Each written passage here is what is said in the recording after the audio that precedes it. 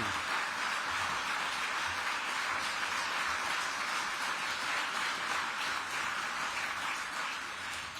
Thank you, CJ, and I'm sorry I forgot to bring my bungee jump rope as you suggested, but it's good to be with you and to be with you, conference. Good morning to you, and it's great to be here in Edinburgh.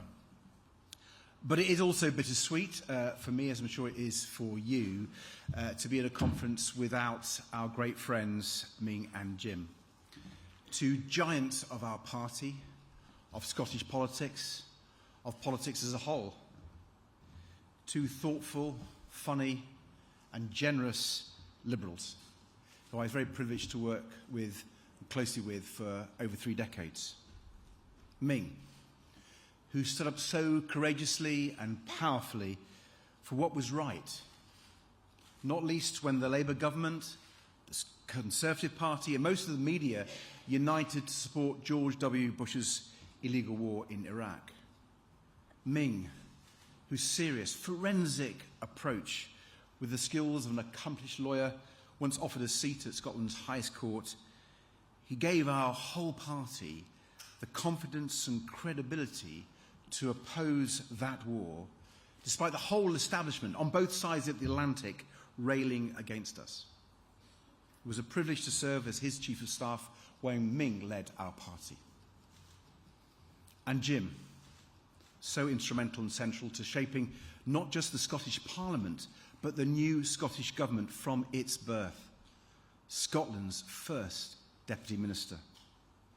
From leading the Liberal Democrats in the Lords to his year as moderator of the Church of Scotland, Jim brought his liberalism and his Christian values to a life of public service and to all he served.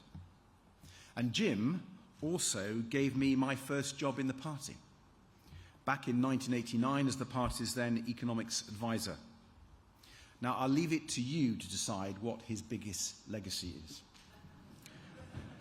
Friends, like so many of us here today, I benefited enormously from their wisdom, their advice and their friendship over many, many years. I owe them both a great debt, and our whole Liberal family owes them a great debt. Ming, Jim, we miss you and we salute you.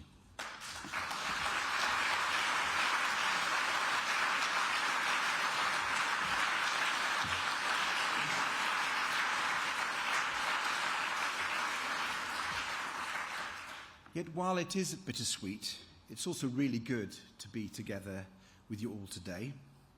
It's great to see so much energy and excitement, so much passion and determination. This is our year, isn't it?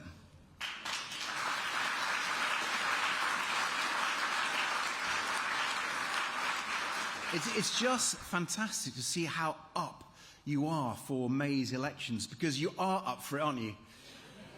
Up for taking the fight to the SNP? Yes. To Labour and the Conservatives? Yes. Taking the fight to reform? Yes. I thought you'd say that.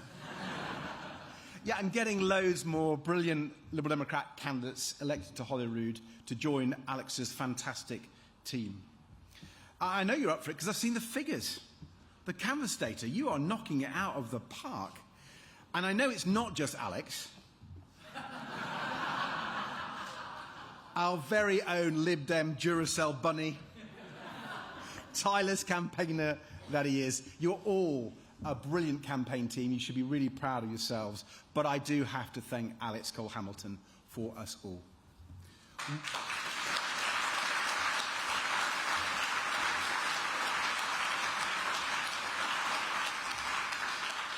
Not just a great canvasser, but a terrific champion for our party and our liberal values. And that's exactly what Scotland needs right now, friends. A leader and a party who will stand up for our proud values of tolerance, decency, respect for freedom, respect for the rule of law. The values that have made Scotland great, that make our United Kingdom great. The strong liberal values we all hold so dear. But liberal values that are under threat in our country and across the world in a way I've never seen before in my lifetime. On the world stage, we see it from Vladimir Putin, waging war on our continent, murdering innocent Ukrainian civilians, undermining European democracy. We see it from President Xi, waging his own campaign of espionage and repression, including against our country and Hong Kongers in our communities. But what is most alarming, of course, is what we now see from the White House. Donald Trump ripping up the rules-based international order, one bad-tempered Truth Social post at a time. Breaking international law to use the might of America's military to take control of Venezuelan oil. Threatening to break international law even against America's closest NATO allies just because he wants to own Greenland. Threatening to end the defence alliance that's so crucial for the security of people across Europe, including here in the UK. Trump pulling America out of the Paris Climate Agreement and now reversing the scientific finding that greenhouse gas emissions are dangerous. As if science can be reversed just because the president doesn't like it. Trump sending armed mass federal agents into Minneapolis who shot and killed 2 innocent American citizens in those horrifying scenes. And Trump using trade tariffs as a weapon for whatever crazy idea comes into his mind, causing enormous damage to jobs, growth and the cost of living here in the UK, in his own country and around the world. Until yesterday, with that brilliant decision by the US Supreme Court. Conference, let's hope that the rule of law will triumph in America today and bring to book the most dangerous, damaging US president of modern times.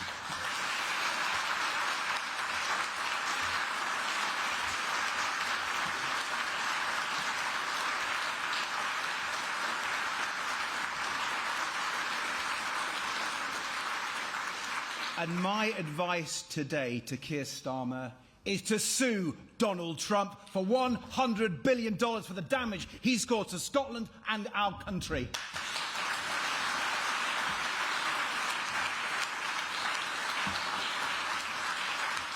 It's the only language he understands.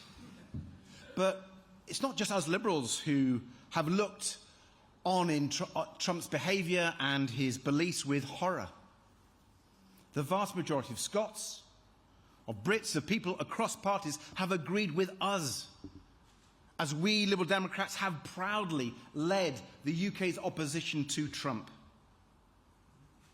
But there is one man who sees Trump not as a threat, not as a danger, but as an inspiration, a role model. Nigel Farage. Farage and Reform, who share Trump's admiration for Vladimir Putin. Farage and Reform who want to divide people, not bring people together. Farage and Reform who look to Trump's America with private healthcare, loose gun laws, and increasing authoritarian rule, and want to bring all that to Scotland and the UK. Friends, we cannot let Trump's America become Farage's Britain.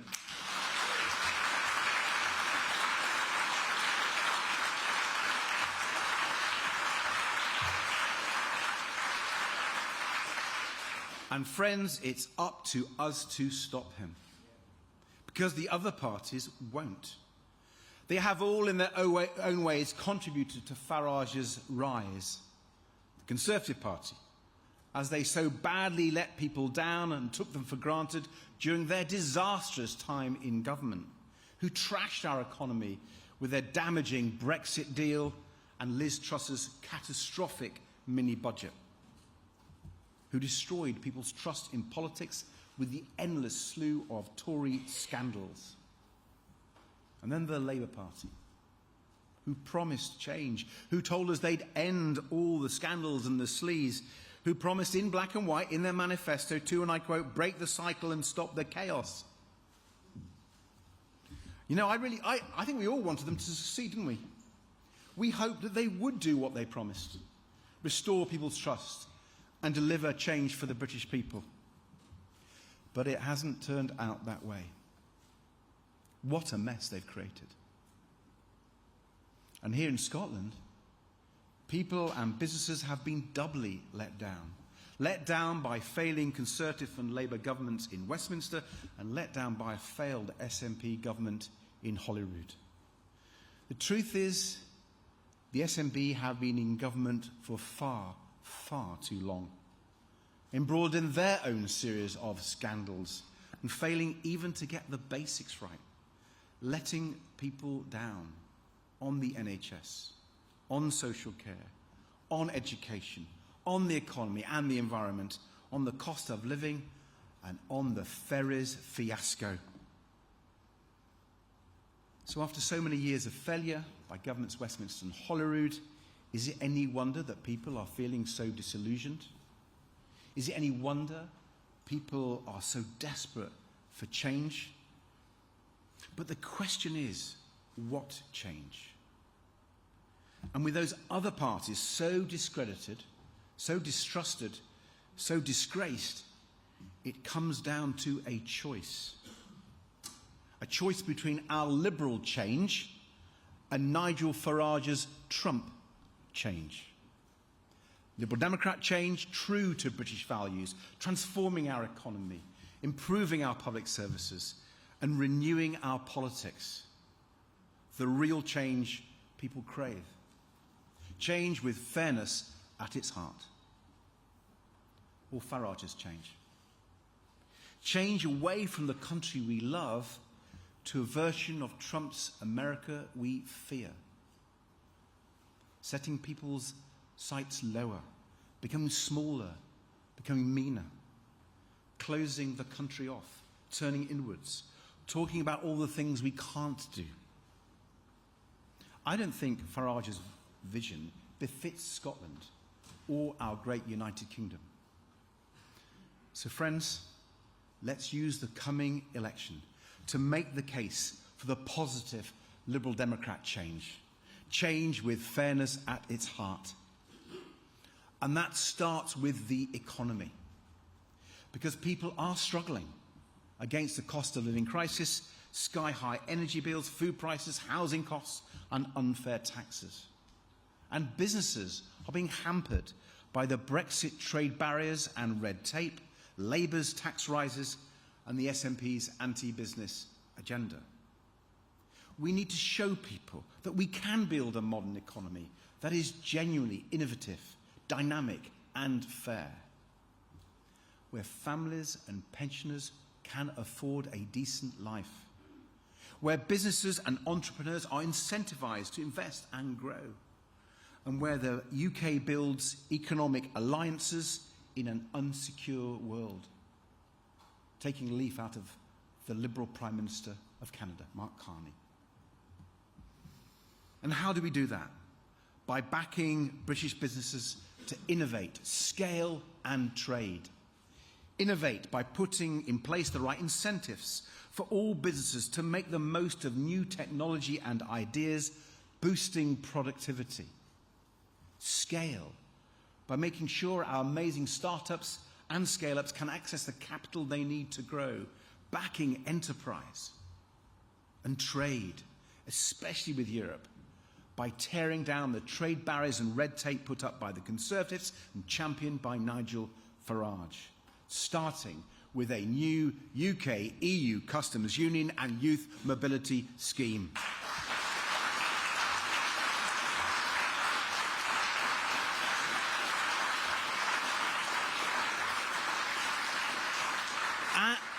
And we can do it.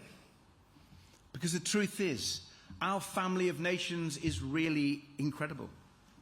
Our financial and business services sectors make us a trade superpower. We are world leaders in the creative industries and life sciences, renewables and low-carbon technology, and home to the third largest market in artificial intelligence. Many of our universities, including here in Edinburgh, in Glasgow and St Andrews, are among the best on the planet. So we can grow and thrive, and create jobs. We can give people the world-class public services they deserve. And yes, we can end the cost of living crisis and give people hope. So, conference, we have an uplifting vision for our country. And what a positive agenda for change in Scotland you are setting out here this week. Not Farage's divisive, destructive kind of change, but real change. Change with fairness at its heart. Friends, we've got the vision. We've got the message. You've got the candidates. You've got the leader. Now, all we need to do is to get as many Liberal Democrats elected to Holyrood to make it happen. So let's get out there. Good luck and Godspeed. Thank you.